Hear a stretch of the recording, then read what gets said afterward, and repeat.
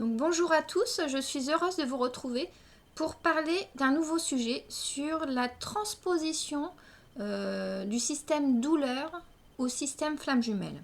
Comme je vous le dis souvent, tout système fonctionne de la même manière, tout système a la même organisation. Donc cela, ça peut se démontrer au travers d'une étude systémique élargie. Donc je vous invite à revoir les anciennes vidéos qui pourront mettre en relief, qui pourront vraiment, au travers d'analyses complètes des relations, qui pourront vraiment vous faire réaliser à quel point tout système fonctionne de la même manière, tout système rejoint un but commun d'épuration du matériel traumatique, et tout est sous-système dans cet univers. Voilà. Donc là, on va essayer de voir comment on peut transposer les mêmes organisations et les mêmes buts du système douleur par rapport au système flamme jumelle. Donc, je vais avec vous décortiquer encore une fois les dynamiques qui se retrouvent dans le système douleur pour mettre en relief comment ces dynamiques se retrouvent également dans le système flamme jumelle, hein, comme dans tout système. Mais là, on va vraiment voir vraiment à quel point il est important que quand il y ait un retrait des féminins par rapport au masculin, il n'y ait pas de rejet du masculin. Cela, je vais vous le mettre en relief au travers du système douleur. Pour l'instant, vous ne voyez pas trop comment ça va se mettre en relief, mais je vais vous l'expliquer. Donc, quand je travaille et je parle avec vous de la posture d'affirmation, je le répète, la posture d'affirmation juste, ce n'est pas soit se soumettre ou soit être dans l'affirmation excessive. La posture d'affirmation juste pose une posture pour protéger ses choix personnels sans rejeter l'autre, sans être dans le jugement, dans la réactivité à l'autre, puisque à ces moments-là, vous alimentez le matériel traumatique. Donc, c'est essentiel de se remémorer que lorsque le féminin a besoin de se mettre en retrait du masculin face aux situations dysfonctionnelles, il est important que le féminin travaille à ne pas développer dans ce retrait du rejet ou du jugement de son masculin.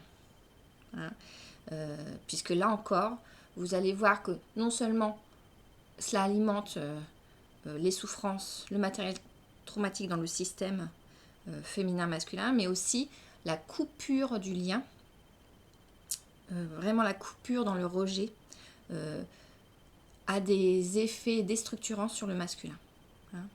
Ça, c'est, je vais vous mettre en relief comment, au travers du système douleur, on pourrait en arriver à ces conclusions. Et que là, encore une fois, tout est logique, tout est de la déduction logique au travers de l'analyse exhaustive des dynamiques relationnelles qui nous mettent en relief comment tout système s'organise, fonctionne, tout système rejoint des buts communs. Donc je vais vous mettre en relief toutes ces données, hein, et encore une fois, quand je vous expose toutes ces logiques, c'est important que vous vous posiez, que vous lisiez attentivement les articles, que vous regardiez attentivement les vidéos, puisque tout ce que je vous raconte ne repose pas sur du vide. Tout ce que je vous raconte, c'est du concret. Vous avez tous les outils pour réaliser tout ce que je vous pose ne découle pas que du cœur. Hein. Et n'oubliez pas, comme je vous le dis souvent, être dans des codes unifiés dans ce monde d'individualité, hein, c'est encore quelque chose d'une pratique déséquilibrante. Hein. Pratiquer les codes yin dans le monde yang, cela amène des déséquilibres signifiants. Hein. Je vous le répète systématiquement, mais c'est important que vous ayez vraiment réalisé que tout ce que vous mettez comme pratique doit reposer sur du concret, du solide, et pas sur des des données floues unifiées, parce que vous ne vous chopez pas, quand vous êtes sur ces dynamiques-là, vous ne vous chopez pas que des égrégores positifs. Hein. C'est important. Hein. Il y a des lectures justement que Paul Posso met en relief qui sont intéressantes, hein, où il parle justement de ces pratiques unifiées dans un monde où on rejette l'individualité et qui amène à des graves déséquilibres. Hein. Et je vous invite à aller voir certaines lectures de Paul Posso qui parlent aussi de logique intéressante autour des thématiques telles que la désinformation, le contrôle mental. Certes, il y a des lectures qui sont qui peuvent vous questionner, mais il y a des lectures qui sont assez intéressantes et parlantes. Et dans cette lecture où il met en relief que il y a une façon aussi d'amener les individus à fusionner à une conscience collective, ça rejoint mes travaux où je vois que de pratiquer des codes unifiés dans des mondes duels, ça amène aussi des graves déséquilibres. On en revient à des lectures qui se rejoignent sur le fait que être trop dans le monde bisounours et être dans une pratique New Age est loin d'être anodin. Je vous invite vraiment à y réfléchir. Donc là, je vais reprendre avec vous sur le système douleur. Donc le système douleur fonctionnerait comme tout sous-système. Il serait ainsi régi par les mêmes règles organisationnelles. Donc les mêmes règles organisationnelles que tout système. Donc les informations douloureuses du corps seraient transmises par le biais du système nerveux central au cerveau. Donc on voit que le matériel traumatique qui est travaillé dans le système flamme jumelle pourrait se transposer à la douleur qui circule du corps au cerveau. De la même façon, quand dans le système flamme jumelle, le masculin réveille le matériel traumatique qui est transmis au féminin. Le masculin, dans l'inconscient, réveille le matériel traumatique qui est transmis au féminin conscience. Et bien, dans le système douleur, on aurait ce corps qui réveillerait le matériel traumatique et qui le transmettrait au mental. Donc le corps qui réveillerait la douleur, qui transmettrait la douleur et qui serait exprimé au niveau du mental par le biais du système nerveux central. Ainsi, donc le corps serait ce masculin inconscient et le mental serait ce féminin conscience. Voilà. Ce féminin conscience, ce féminin mental. La transmission de la douleur entre le corps et la psyché pourrait alors être comparée à la communication du matériel traumatique entre le féminin et le masculin. Voilà ce que je vous disais. Donc ça, c'est très intéressant. Cette transmission de la douleur entre le corps et le mental peut être comparée à cette communication du matériel traumatique entre le féminin, entre le masculin et le féminin. Donc, la douleur serait ressentie à l'endroit du féminin conscience par le mental, servant de signal d'alarme. C'est le mental qui va ressentir la douleur. Ça va être, cette douleur, elle va être transmise au mental. Ce mental qui va la ressentir, ça va être le signal d'alarme. Donc, le corps masculin serait cette zone inconsciente et portant les dysfonctionnements.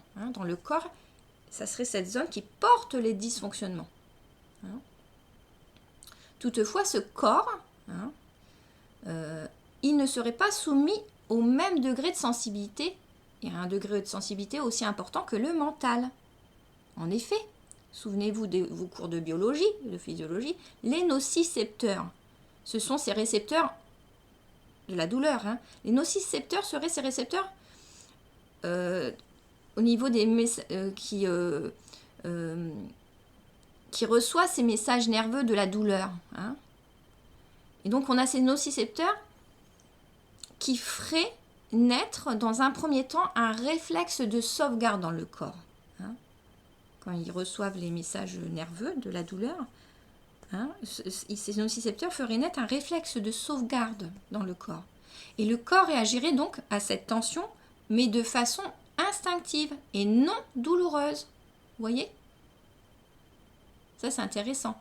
C'est que le corps, lui, reçoit cette douleur, mais de façon instinctive, il reçoit, mais cette tension plutôt, puisqu'il ne ressent pas beaucoup la douleur. Le corps, il reçoit la tension hein, au travers des nocicepteurs et il réagit de façon instinctive pour sauvegarder le corps. Mais dans un second temps, l'information douloureuse va être reçue par le cerveau, qui lui, le cerveau, va en saisir toute la teneur souffrante. Hein. On voit que dans l'activité nerveuse de certaines régions cérébrales vont déclencher la dimension inconfortable du message, la dimension douloureuse du message. Hein.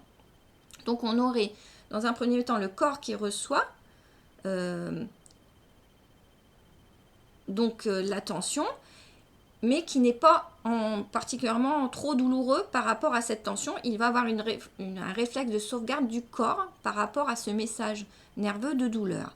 Dans un deuxième temps, l'information est transmise à l'endroit du mental. C'est là qu'il va y avoir une sensibilité à la douleur. Hein. C'est dans les zones, il y a des régions cérébrales qui s'active et là il y a un signal d'alarme. Le mental ressent la douleur et cela va l'amener à avoir des plans d'action pour se préserver de cette douleur, mais le mental reçoit et ressent. C'est par le mental que chacun ressent la douleur. Hein.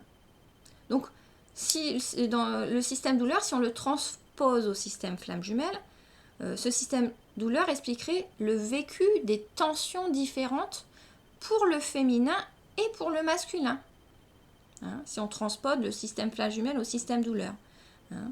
Je vous laisse l'article hein, pour que vous repreniez bien. Si je m'explique pas suffisamment bien, reprenez l'article que j'ai écrit. Hein, donc on voit que dans le système douleur, si on le transpose au système flamme jumelle, on peut dire là, ça explique pourquoi le masculin et le féminin ont des vécus différents autour de la tension. Hein. Le féminin représenterait ce cerveau très sensible à la résonance du stress, donc du matériel traumatique. Hein. Vous voyez ? Le féminin représenterait ce cerveau très sensible à la résonance du stress, donc du matériel traumatique. Le masculin serait cette partie du corps portant la charge blessée et envoyant le message traumatique au féminin. Voilà. Donc le masculin, il porte la charge blessée, mais il ressent largement moins la douleur. Hein, et il envoie le message traumatique au féminin. Donc le masculin, certes, serait moins réceptif à la douleur. Toutefois, il serait exposé au danger de manière plus confrontative que le féminin, en étant effracté dans son intégrité corporelle. Là, c'est intéressant aussi. C'est-à-dire que l'on voit que le corps est plus confronté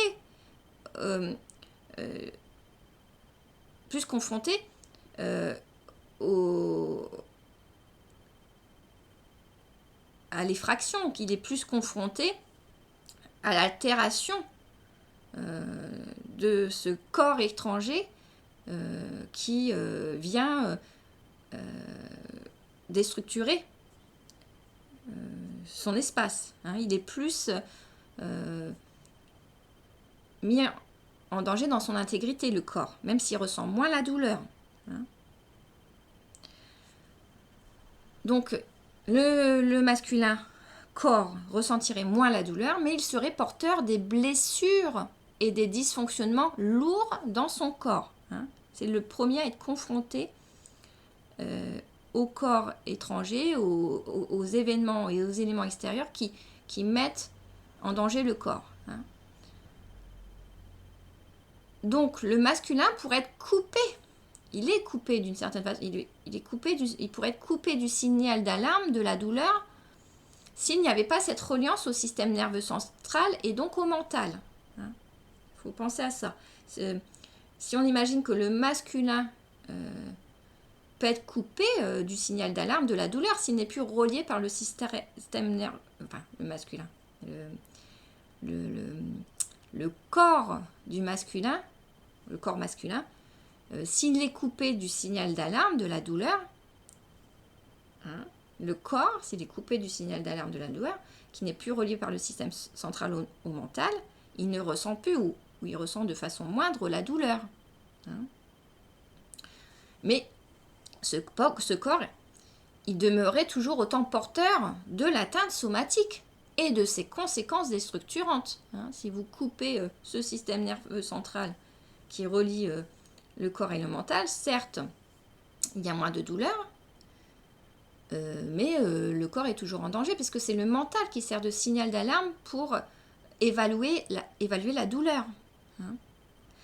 Donc, vous voyez où je veux en venir. Ce parallèle à faire entre système flamme jumelle et système physiologique donne alors des clés très intéressantes pour appréhender le processus flamme jumelle. L'éloignement des deux flammes ne pourrait pas résorber la gangrène traumatique développée par le masculin, porteur du stress commun. Voilà. C'est important de vous dire que, oui, l'éloignement des deux flammes ne résorberait pas nécessairement la gangrène traumatique développée par le masculin, qui est porteur du stress commun au corps et au mental. Donc, comme le système cerveau-corps, si on transpose, le féminin et le masculin sont interdépendants dans la gestion des tensions et donc du matériel traumatique. Si vous retransposez, si le cerveau, le mental féminin est coupé du corps masculin, le cerveau peut certes ne plus ressentir de souffrance, mais le corps masculin demeure en danger. Voilà. Donc ça, c'est important ce que je vous raconte. Si le cerveau féminin est coupé du corps masculin, le cerveau peut certes ne plus ressentir de souffrance, mais le corps masculin demeure en danger. Voilà. Donc le masculin, il porte toujours la blessure physique associée au matériel lourd dans le système flamme jumelle. Donc c'est sûr que le féminin mental est certes plus tranquillisé, moins douloureux, puisqu'il est coupé de la douleur. Si on imagine qu'on transpose au système douleur, le système central reliant plus le corps mental empêche la douleur d'être ressentie à l'endroit du mental féminin, mais le corps masculin est toujours altéré. Donc le féminin est certes plus tranquillisé, il y a cette coupure, ce rejet du masculin, vous voyez ce que je veux dire là. Donc il ne vit plus, il est plus tranquillisé, mais on peut se dire que le féminin, à ce moment-là, il est plus relié à son corps masculin, donc il ne vit plus le plaisir sensoriel à l'endroit de son enveloppe corporelle qui serait sa moitié masculine. Ce masculin transmet cette sensorialité, cette sensibilité qui permet de goûter ce plaisir, de conscientiser dans un corps qui revêt une sensibilité. Donc, ce féminin sans son corps, ce féminin sans son masculin, ce mental sans son corps, ce féminin est privé d'une partie de lui. Son masculin corps est anesthésié et meurtri. Voilà. Donc vous voyez comme c'est intéressant de faire la transposition. Puisque là, vous voyez, un féminin sans son masculin, certes, est éveillé dans son mental, mais il ne peut plus investir ce mental et cet éveil de façon pertinente, puisqu'il ne peut plus goûter cet éveil au travers de ses sens qui sont représentés par ce masculin corps. Ainsi, lors de la coupure du système flamme jumelle ou du système douleur, nous avons certes un mental plus fonctionnel, féminin, mais il est endormi ce mental fonctionnel dans son bien-être puisqu'il n'est plus relié à son corps masculin. Donc nous avons un mental qui fonctionne bien, mais endormi dans son bien-être, et un corps masculin sans capacité à se protéger de la déstructuration. Voilà, quand mental et corps sont plus reliés, on a le mental qui fonctionne bien, mais il est endormi dans son bien-être puisqu'il ne peut plus savourer le plaisir d'être en éveil au travers de ses sens. Et nous avons un masculin corps qui ne peut plus se protéger de sa déstructuration, puisque il n'est plus relié à ce mental qui envoie les signes de la douleur. Donc, le masculin corps a besoin du mental féminin pour ressentir le bien-être dans l'expression de ses sens. L'épuration du matériel lourd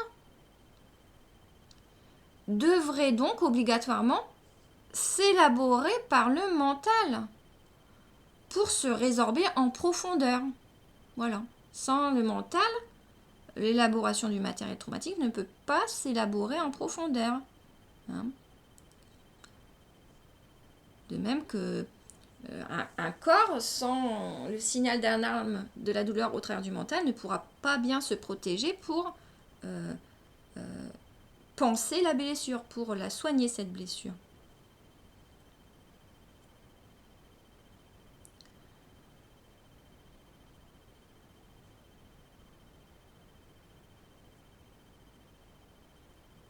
Voilà. Donc cette transposition mettra en relief que les féminins ne devraient pas rejeter le masculin en coupant le lien. En coupant le lien psychiquement, quoi. Les féminins représenteraient ce mental fonctionnel nécessaire au corps masculin pour bien réguler la charge traumatique, compris en son cœur, au cœur de ce corps. Le mental, il permet cette régulation du matériel traumatique qui est comprise dans le corps. Vous voyez bien que le féminin et le masculin sont interdépendants. Cette épuration de la douleur, de ce matériel traumatique, ne peut pas se faire s'il y en a un qui manque dans le travail. Voilà.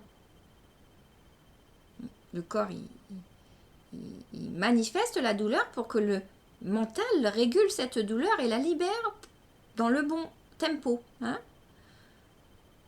Le mental, il permet d'évaluer la manière dont doivent se faire les allers-retours dans les expositions au matériel traumatique porté dans le corps. Comme je vous dis souvent, c'est ce mental qui permet de réguler les bons tempos, les bons allers-retours par rapport aux expositions à la douleur dans le corps.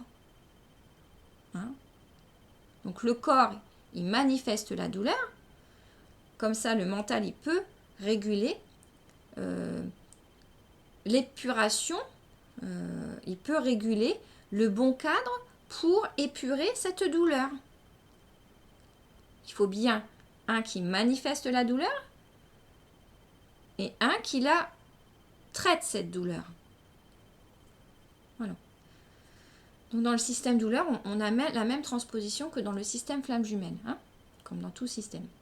Ainsi, le corps masculin donne les indications sur la teneur de la souffrance manifestée dans ces dysfonctionnements clivés. C'est le corps, le masculin, qui va donner toutes les informations sur l'intensité de la souffrance, sur la nature de cette souffrance. C'est ce masculin qui a ces dysfonctionnements clivés, ces désadaptations qui permettent au féminin de savoir comment traiter la problématique que vit le masculin et qui est commune aux deux flammes. Même si le masculin la renvoie en miroir amplifié, ce sont les problématiques communes que le masculin manifeste. Et donc, c'est ce masculin qui donne les informations sur la teneur de la souffrance et sa nature. Le mental féminin, à partir de ce message traumatique, ce message traumatique, hein, ce message électrique, corporel, hein, ce message diffusé, quoi.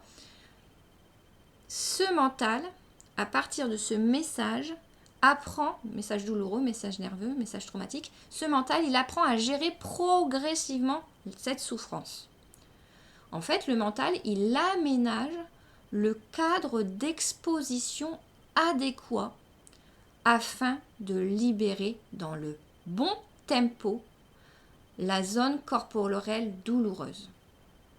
C'est ce mental qui aménage le cadre pour libérer dans le bon tempo le matériel traumatique, la zone corporelle douloureuse, ça veut dire.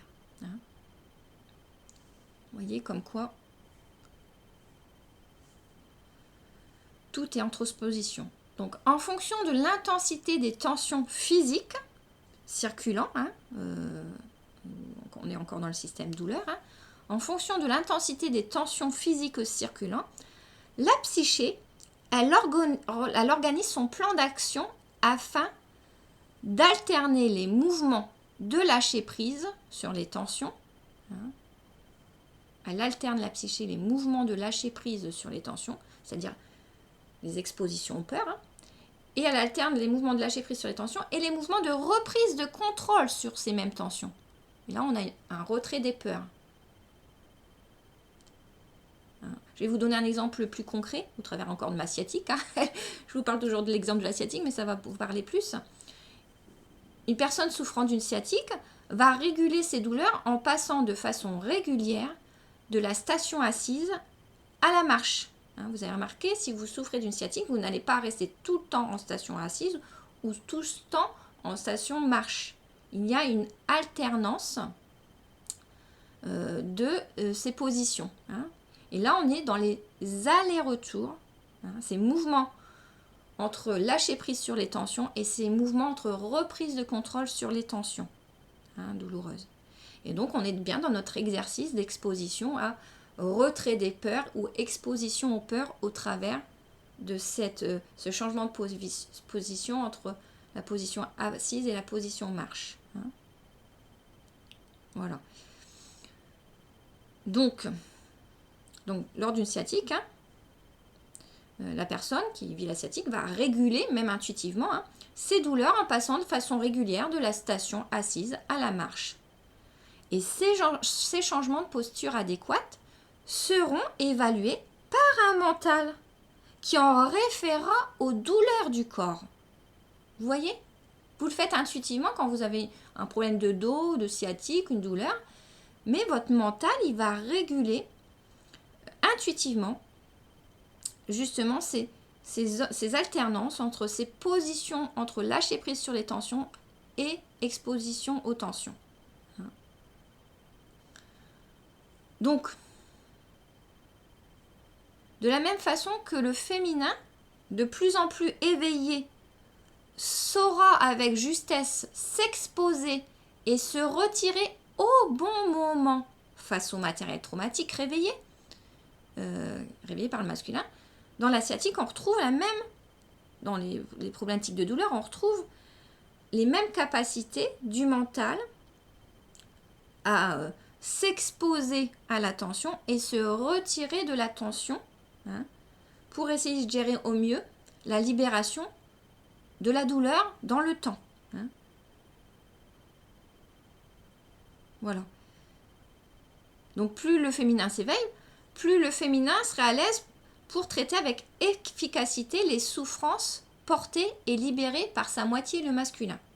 De la même manière que le mental développe ses capacités quand il y a une douleur à de mieux en mieux réguler ses expositions au stress et ses retraits du stress. Hein. Quand il y a une sciatique, la personne, elle va justement essayer elle va passer de la posture assise à la posture de marche en régulant au travers de justement s'exposer justement aux tensions, hein, dans l'activité qu'elle va faire, elle va être en tension, mais elle va savoir aussi relâcher en s'asseyant en alternance. Elle essaie de ne pas rester trop longtemps dans la douleur à chaque fois. De la même façon que la féminine va essayer de ne pas rester trop longtemps exposée au dysfonctionnement du masculin quand il est en position de fonctionnement abusif. Hein. Mais encore une fois, le masculin, ce n'est pas intentionnel. Il libère le matériel traumatique. Il n'a pas d'autre choix que de libérer ce matériel traumatique. Quand la féminine, de par sa posture plus solide, narcissiquement, plus éveillée, va réveiller en lui le matériel traumatique. Comme je vous dis souvent, le masculin, c'est le miroir amplifié des moindres fragilités, des moindres peurs, des moindres colères de la féminine.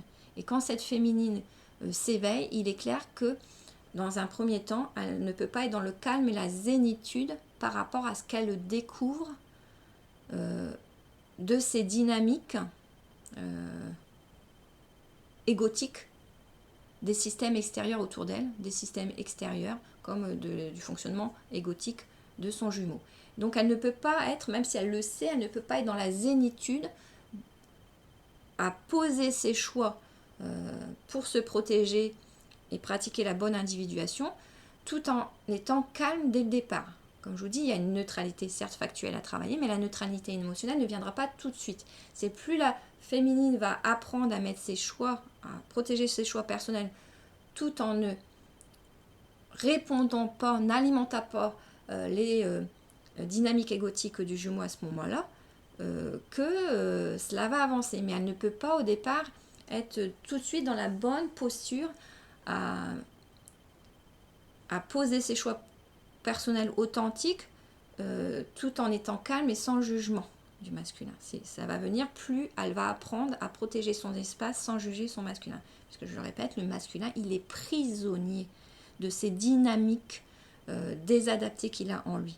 Il est le miroir amplifié de la féminine. Il n'a pas d'autre choix que de libérer le matériel traumatique. Vous ne pouvez pas demander au masculin, je pratique la bonne posture d'affirmation et toi tu libères le matériel traumatique en 2 secondes et sans dysfonctionner devant moi. C'est impossible. Hein. Donc, encore une fois, prudence. Il n'y aurait pas du tout à juger le masculin de ses dysfonctionnements. Encore une fois, n'oubliez pas qu'être dans des codes unifiés à penser que le masculin doit fonctionner comme vous, cela amène à des déséquilibres signifiants. Le masculin est complémentaire de vous. Donc c'est important. C'est ce que je suis en train de vous raconter, c'est très important. Ne pratiquez pas les codes babyloniens. Encore une fois, allez voir, rechercher tout cela. Vous allez avoir toutes vos réponses. Et je l'insiste, tout ce que je vous raconte, c'est du concret. Prenez le temps de réfléchir à tout ça parce que pratiquer les codes yin dans le Mong Yang est loin d'être anodin. Donc,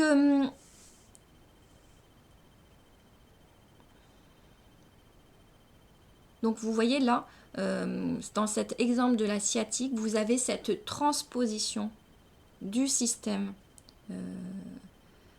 flamme jumelle au système douleur, du système douleur au système flamme jumelle. Donc cette transposition des 2 systèmes met en relief combien les 2 parties mentales, corps sont indispensables au retour du bien-être. Voilà. Les 2 parties sont indispensables et complémentaires au retour du bien-être. Et comme je vous le dis souvent, c'est pour ça qu'il ne faut pas se confondre. Beaucoup de féminins se croient masculins. Et cela, c'est un gros problème encore une fois, puisque quand on parle que le mode runner et chaser sont des modes défensifs, ça a du sens. C'est pas anodin cela. Puisque si vous confondez, comme je vous dis, les systèmes et les sous-systèmes, en assignant le mode runner au mode masculin, vous pratiquez encore les codes yin, puisque en vous assimilant masculin alors que vous êtes féminin en mode runner, vous appliquez les codes yin dans le monde yang et cela amène à des déséquilibres. C'est pour ça que toutes ces catégorisations, même si il ne faut pas se prendre la tête, c'est, comme je vous dis, c'est loin d'être compliqué. La plupart des féminins sont en train d'élaborer, de réfléchir à cette dynamique flamme jumelle.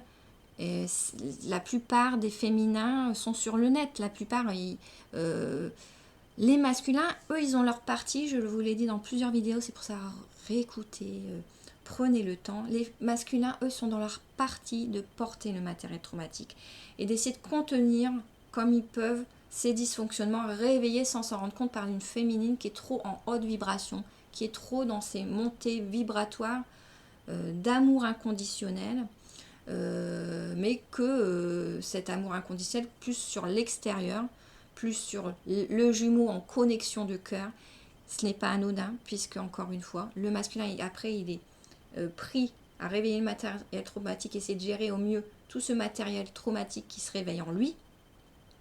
Et il n'a pas le temps de pouvoir mentaliser, élaborer et s'intéresser aux dynamiques flammes jumelles. Hein. Il est loin de pouvoir être disponible pour tout cela.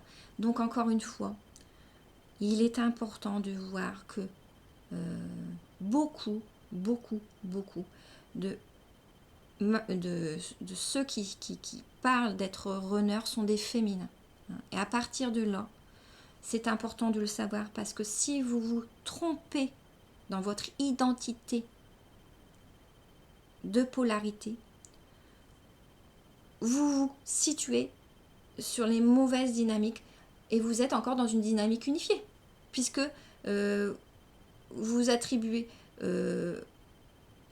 vous fonctionnez en pensant que vous êtes dans la partie masculine d'énergie.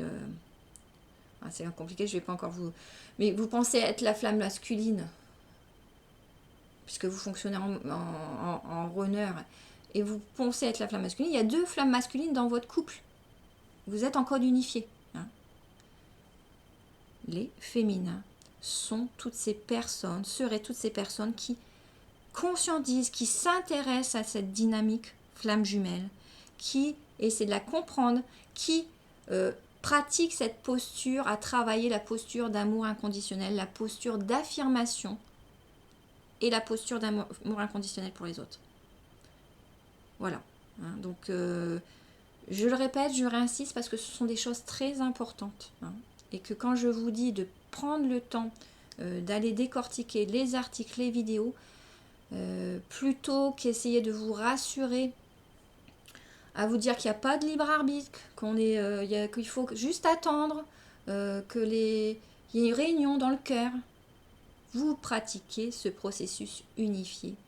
Ce processus unifié qui n'est pas votre partie. Vous attendez que la réunion se fasse sans votre libre arbitre. Et c'est loin d'être anodin ce fonctionnement. Parce que pendant ce temps-là, vous montez en vibration, vous faites libérer le matériel traumatique chez le jumeau, ça dysfonctionne de partout, et le jour il faut contenir tout ce matériel traumatique qui par effet domino s'exprime autour de vous, vous ne pouvez pas être dans la possibilité de contenir ce matériel traumatique. Donc vous vous retrouvez dans des situations vraiment très inconfortables. Hein. Et pas que vous, parce que il y a encore tous ces systèmes environnants qui vont être impactés par ces dysfonctionnements. Et comme ils ne comprendront pas toutes ces dynamiques flammes jumelles, parce qu'ils ne seront pas encore dans ce relationnel flamme jumelle, cela engendrera des dysfonctionnements, des problématiques communicationnelles lourdes dans ce que vous vivez entre vous et les autres. Quoi. En fait, tout ça, c'est important de réfléchir que rejeter son mental, c'est loin d'être anodin. Quoi. Et le mental, il n'est pas compliqué. Le mental, comme je vous le dis, synthétiquement, c'est... j'ai fait même des vidéos sur la posture d'affirmation. Le mental, il ressent la douleur et il régule. Il ressent la douleur qui est exprimée par le corps. et il régule, ou la psyché, et il régule les expositions à la tension dans un bon tempo. Voilà ce que fait le mental pour vous aider. C'est un ami, il n'est pas compliqué, il n'y a pas besoin de transposer le mental à un ami prise de tête. Non, il n'est pas prise de tête, il est ce capteur de douleur. Il va capter cette douleur et il va la réguler au mieux. Cette douleur qui va être transmise par le masculin. Encore une fois, tout est en lien et le masculin comme le féminin sont essentiels dans la dynamique d'élaboration du matériel traumatique. Donc cette transposition des deux systèmes met en relief combien les deux parties mentale-corps sont indispensables au retour du bien-être. Ainsi, le féminin et le masculin ont des rôles essentiels et complémentaires à l'épuration du matériel traumatique les séparant. Le féminin et le masculin ont des rôles essentiels et complémentaires à l'épuration du matériel traumatique les séparant. Couper le lien en le rejetant est donc très problématique. C'est ce que je vous disais, si vous coupez le lien, même si vous êtes séparés, il n'y a pas de problème. Si là, il y a des postures, des communications trop dysfonctionnelles entre le masculin et le féminin, il y a à se mettre en retrait. Mais il est important de ne pas être dans le rejet psychique de ce lien, de cette reconnaissance de ce lien flamme jumelle, et de ne pas le connoter négativement, péjorativement, de ne pas rejeter le masculin en le critiquant psychiquement. C'est important. Si vous rejetez ce masculin, c'est comme si dans le système douleur, le mental, il n'y ait plus de communication entre le mental et le corps, qu'il y ait une coupure dans le système nerveux central qui n'amène plus ce lien entre les deux parties. On ne coupe pas le lien entre le corps et le mental, de la même façon que le féminin ne devrait pas rejeter ou dénier ce lien flamme jumelle, Ce parallèle met également en relief dans une dynamique inverse que le mental féminin ne devrait pas être trop zélé à réparer le corps masculin. Ça aussi, dans une autre lecture complémentaire, cette dynamique du système douleur met en relief que le mental doit faire attention dans la façon dont il doit réparer le corps masculin. Le mental féminin devra accepter le rythme progressif de la guérison dans ce monde de densité et de déconditionnement. On est d'accord, le respect du tempo pour traiter une blessure profonde est essentiel à son rétablissement. Voilà, quand il y a une blessure profonde, on n'est pas invasif.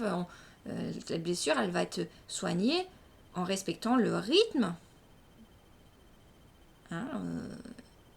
pour soigner cette blessure dans le temps.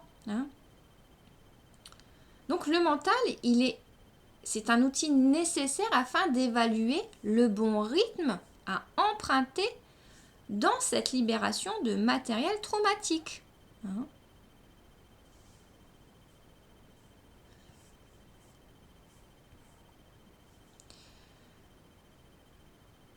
Le mental, il régule le matériel traumatique. Il donne le bon rythme à emprunter dans cette libération de matériel traumatique.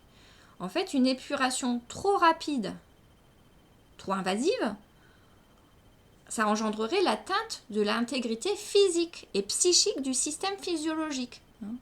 Pour transposer encore, si un médecin traitait un cancer, par exemple, en prescrivant des séances de chimio ou de radio de façon trop rapprochée, le pronostic serait très mauvais. Donc vous voyez, transposer à chaque fois à des exemples concrets, vous allez voir, ça va vous parler.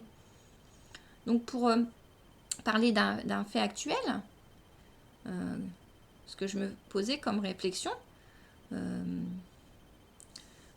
par exemple cet astrophysicien britannique Stephen Hawking, cet astrophysicien britannique assez brillant là qui vient de décéder.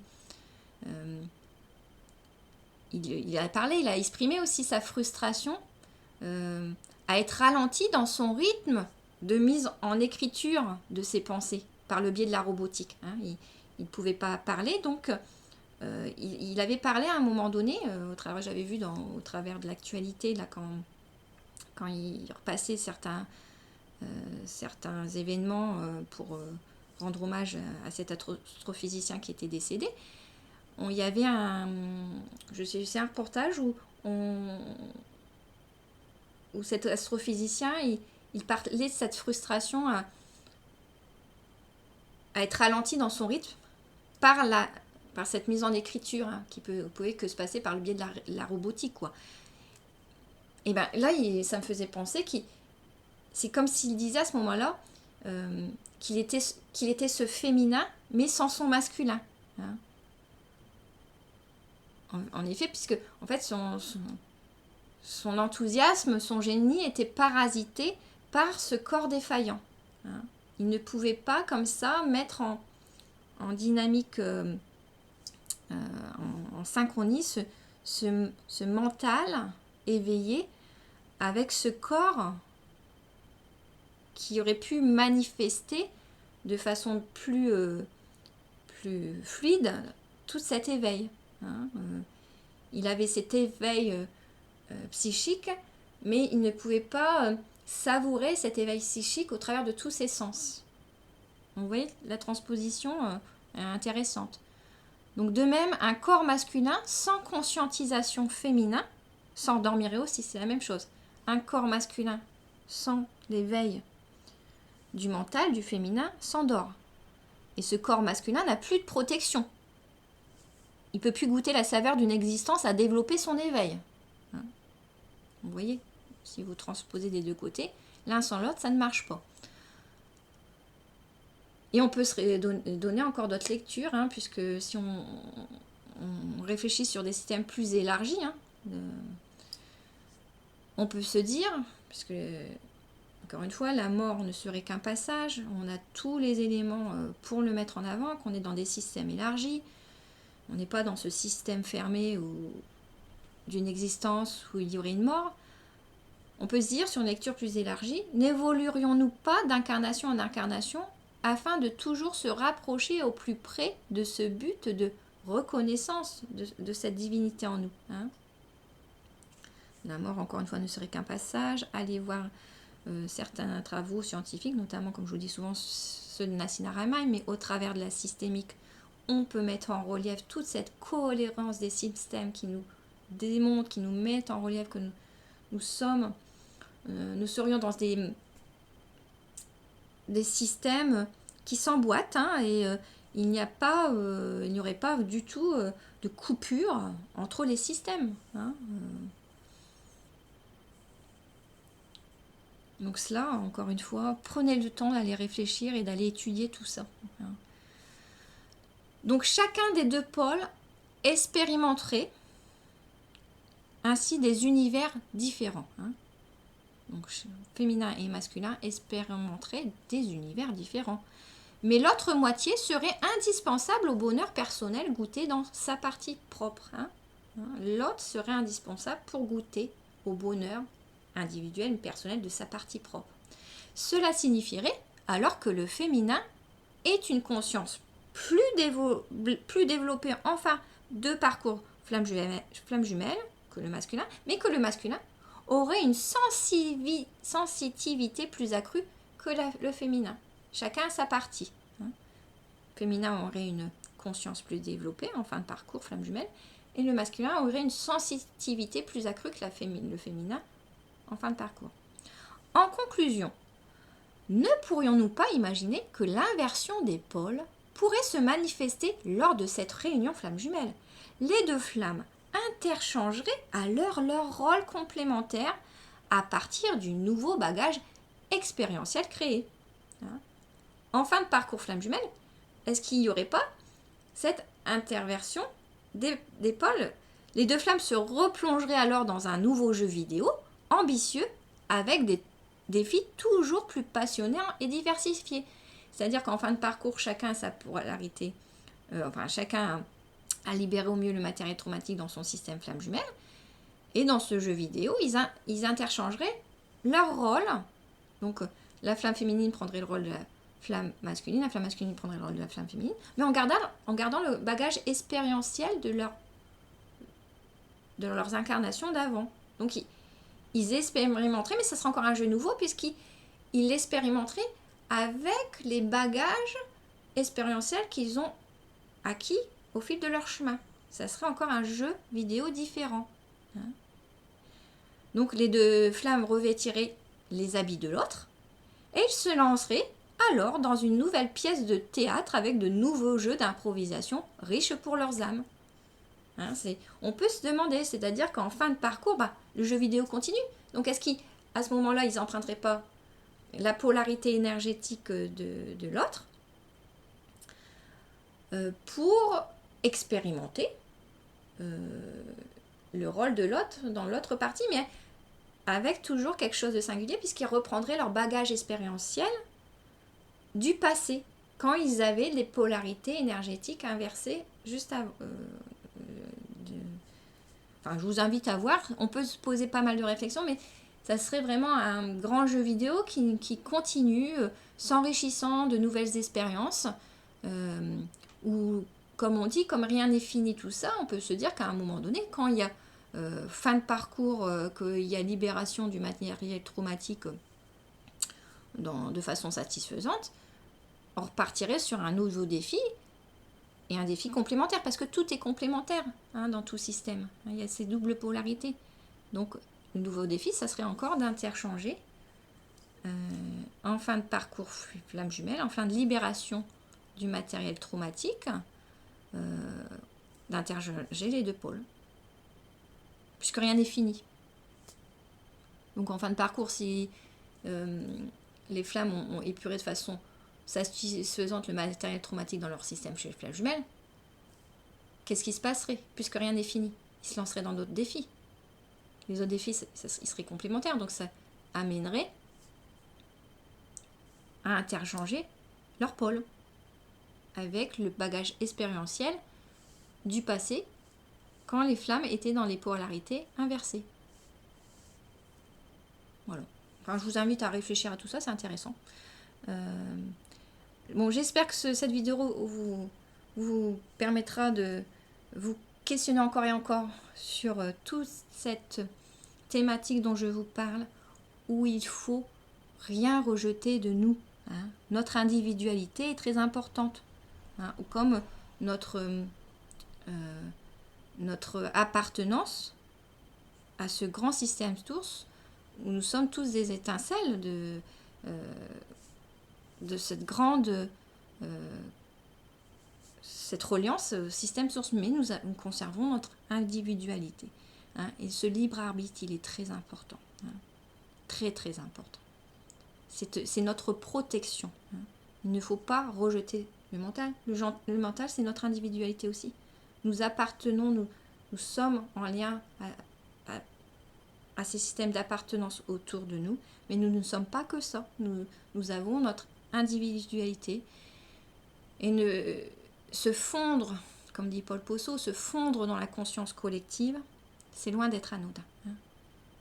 Donc il y a une interreliance certes entre chacun de nous, qui nous aide à être dans cette ouverture de cœur, entre chacun de nous, mais dans cette ouverture de cœur, il faut l'avoir aussi pour soi. Et ça passe par une protection de son espace personnel, à s'aimer autant soi que les autres. Comme je vous dis souvent, protéger son espace, c'est aussi ne pas porter les responsabilités des autres, pour que ceux qui ont les responsabilités puissent les travailler et se libérer de leur douleur, puisqu'on ne peut pas travailler à la place des autres leurs responsabilités. Donc les autres ne peuvent pas avancer si nous portons aussi leurs responsabilités. Par contre, dans notre cœur, nous pouvons soutenir, accompagner les personnes pour qu'elles aient le courage d'affronter leur peur et de se libérer de leur peur. Mais encore une fois, ce libre arbitre, il est très important. Et c'est notre mental qui est l'outil indispensable pour bien partager l'amour entre soi et l'autre, et pour faire preuve de discernement. Parce qu'il y a beaucoup de jeux, de dynamiques qui vous amènent dans cette ouverture de cœur signifiante à en oublier le discernement. Et le discernement, c'est la clé. Voilà, j'espère que cette vidéo vous aura intéressé. Bonne journée!